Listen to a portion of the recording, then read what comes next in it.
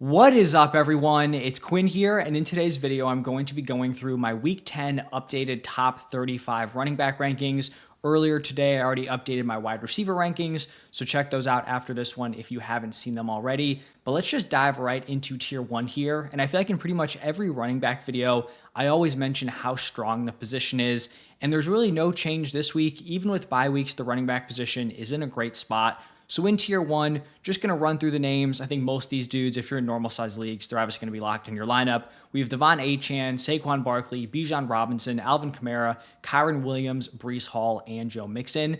Yesterday, I went through my updated rest of season rankings, and I talked about Devon Achane. And I do think we're at this spot here where if I knew that Tua was going to be healthy rest of season, he would be my running back one overall. His receiving usage has been insane. He's pretty much a fantasy wide receiver one with Tua just as a wide receiver. And that's not even including his rushing production. So Achane, if Tua's healthy, I think, it's definitely fair to have him here as the top dog. Saquon obviously has been balling out. Great matchup. Bijan Robinson, 4 straight 20-plus point games. Also a solid matchup. Kamara is going to be force-fed both on the ground and through the air. Kyron Williams, Breece Hall both have favorable matchups. Joe Mixon actually has a pretty rough matchup here going up against the Lions' run defense, but he's been solid. He's getting force-fed the ball. The volume's going to be there. I think he'll be just fine. Now, looking at tier 2 here, going to start off with Jonathan Taylor going up against the Bills. Now, JT actually has a pretty solid matchup this week. The Bills have allowed the second most points per game to the running back position. I just don't think ceiling-wise, JT has the same upside as some of these other guys. I think there are reasonable concerns about the ceiling of this offense. He's not going to be overly involved as a pass catcher, whereas, pretty much every running back ahead of him is. So that's why he's in tier 2, even though he has a nice matchup. Then I have Aaron Jones going up against the Jaguars. Another nice matchup. They're 4th in points per game allowed to the running back position. Not so great of a matchup here for Jahmyr Gibbs going up against the Texans. The Texans are actually allowing the 4th fewest points per game to the running back spot, so definitely a little bit of a hit there to Jahmyr Gibbs. I have James Cook here as a back-end RB1. I do think his upside is a little bit capped with Ray Davis, Ty Johnson kind of working in, but still think this week with bye weeks, a couple of guys having already played, I do think he's in like that fringe running back one area.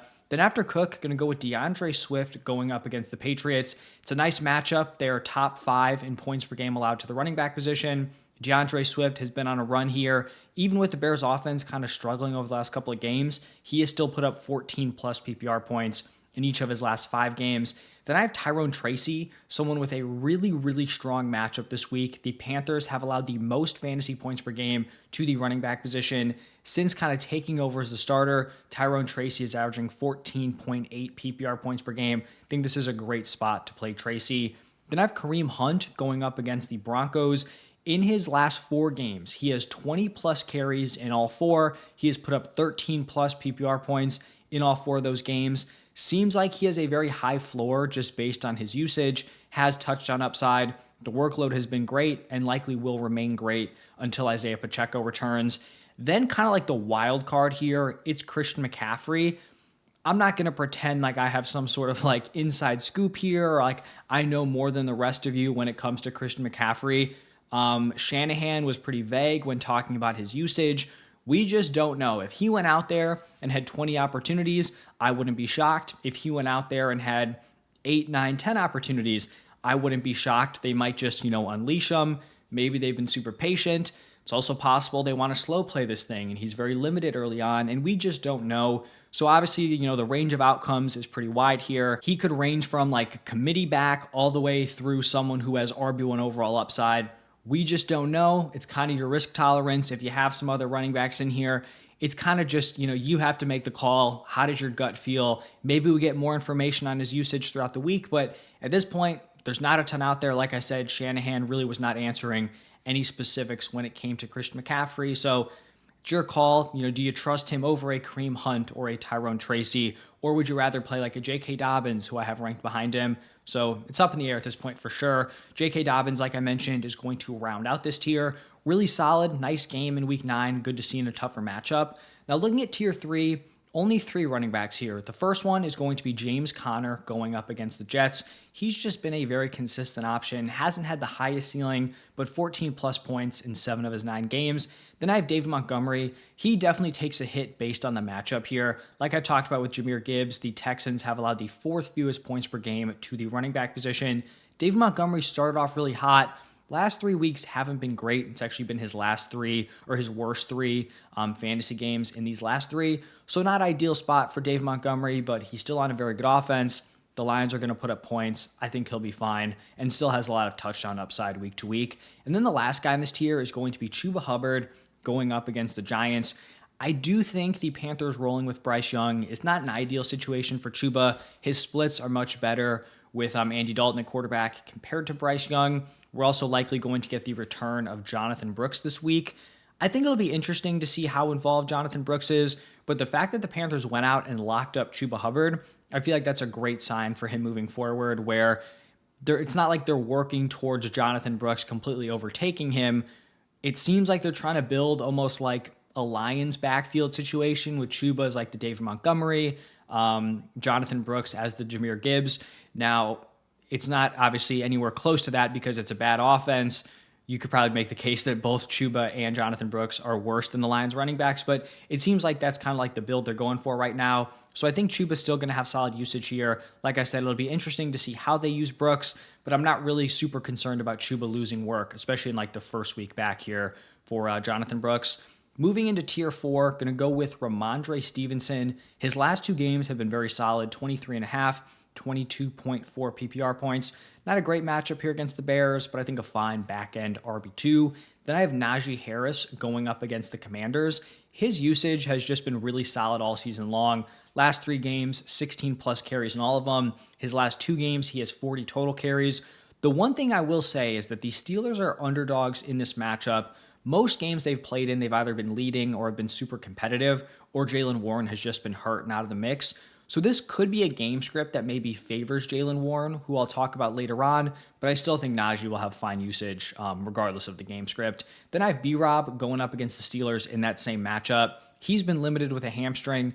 No guarantee he plays this week. Also no guarantee he has like his full workload. And then the last guy on this tier is going to be Tony Pollard. Honestly, kind of just a tough break for him based on the matchup. The Chargers have allowed the 2nd fewest points per game to the running back position. And then you also have Tajay Spears likely returning this week. So he's now in this spot where you have the running back 2 coming back. And then last week he dominated the usage, but it was in a favorable matchup. Just a much different situation here in week 10. Tier 5, 3 guys here. It's going to be Rachaad White, Bucky Irving, Rico Dowdle. White and Irving, not a great matchup here against the Niners, but they have receiving upside.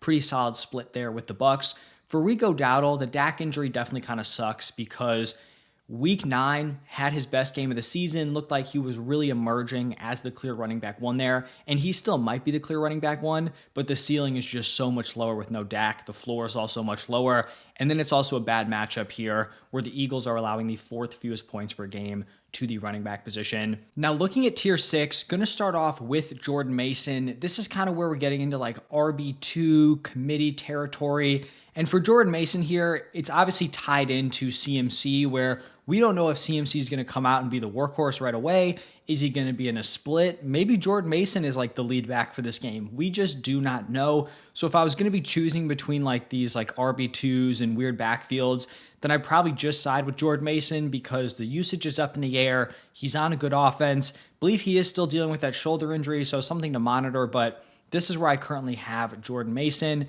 Then another guy kind of in a similar spot, RB2, good offense. We have Raheem Mostert. In his last 2 games, he has had 11 and 12 opportunities, so the usage is fine. He's getting work near the goal line, which is solid. Could do worse than, a Raheem Mostert as like a desperate RB2 play or in your flex. Then Austin Eckler, like I talked about with B-Rob, dealing with that hamstring injury. Eckler would obviously, be moved up if B-Rob was not going to play.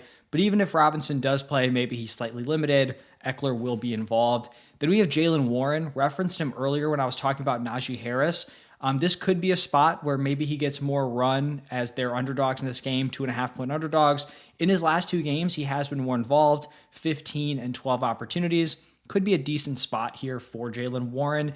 Then I have Javonte Williams. He's been a little bit underwhelming. He's still leading this backfield, but it does sound like, according to Sean Payton, They want to see Audric Estime a little bit more involved. So I would not be shocked to see Javonte Williams' usage slip a little bit. Still kind of in this like a gross running back tier.